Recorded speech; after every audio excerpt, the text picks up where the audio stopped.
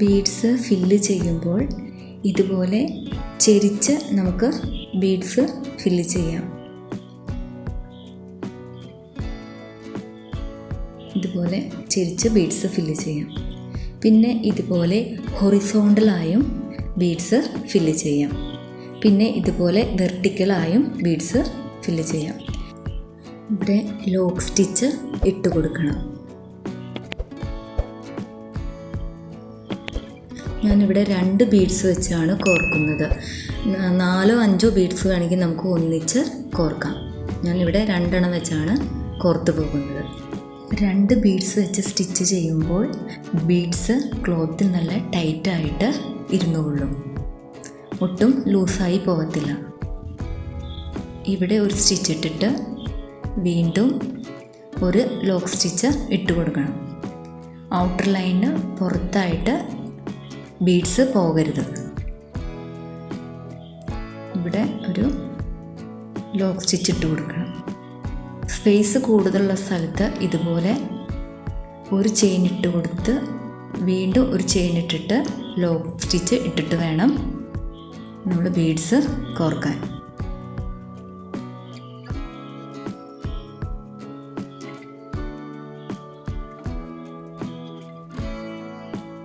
ഞാനിവിടെ ഈ പെറ്റലിൻ്റെ സെൻറ്ററിൽ നിന്നുമാണ് ബീഡ്സ് സ്റ്റിച്ച് ചെയ്ത് തുടങ്ങിയിരിക്കുന്നത്.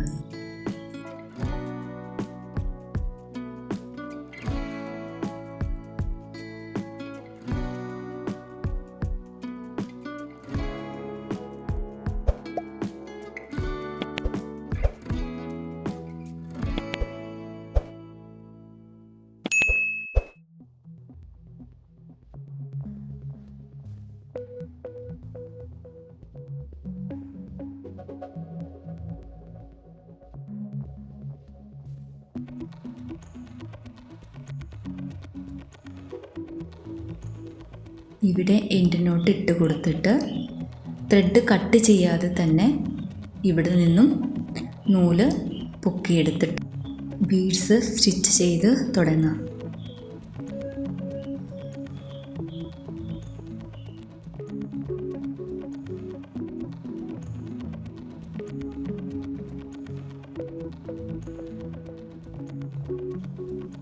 എല്ലാ ബീഡ്സും ഒരേ വലിപ്പത്തിലുള്ളതല്ല.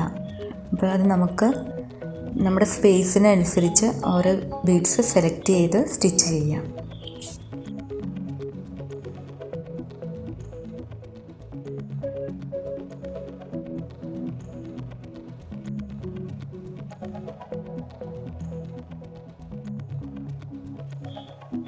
ത്രെഡ് കട്ട് ചെയ്യാതെ തന്നെ ഇവിടെ നിന്നും ത്രെഡ് പൊക്കിയെടുത്ത് നമുക്ക് ബീഡ്സ് സ്റ്റിച്ച് ചെയ്ത് തുടങ്ങാം.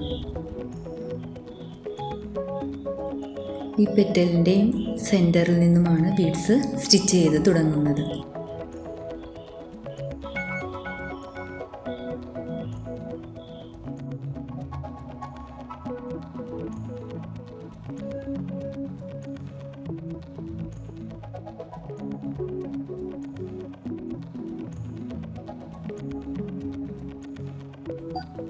ഒരു ബീഡ്സ് കൂടെ ഇട്ട് കൊടുത്തിട്ട് ഒരു ചെയിൻ സ്റ്റിച്ച്, ഒരു ലോക്ക് സ്റ്റിച്ച്,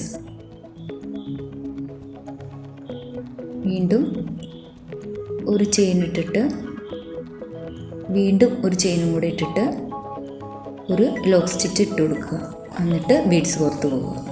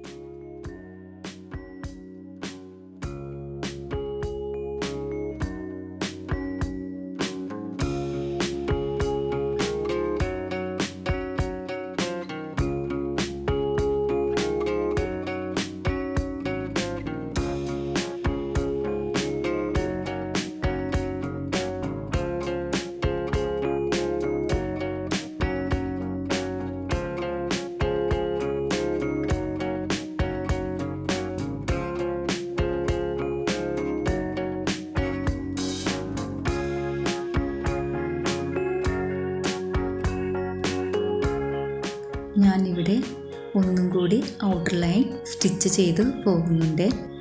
ചെയ്യണമെന്ന് നിർബന്ധമില്ല.